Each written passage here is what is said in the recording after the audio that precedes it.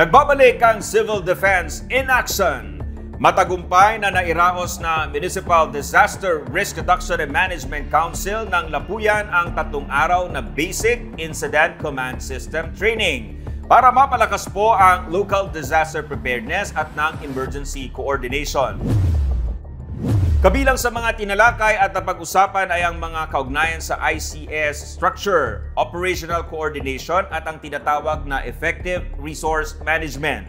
Sa pamamagitan ng interactive discussions at simulation exercises, ang MDR-RMC members ay pinalakas ang kanilang mga kaalaman at karunungan sa disaster response sa pamamagitan ng systematic at organized na pamamaraan. Ang nasabing inisyatiba ay pagpapatunay na ang mga ginagawa ng LGU ng Lapuyan ay para matiyak ang local disaster preparedness at may maayos na response operations na nakalinya sa kagustuhan ni Pangulong Ferdinand R. Marcos Jr.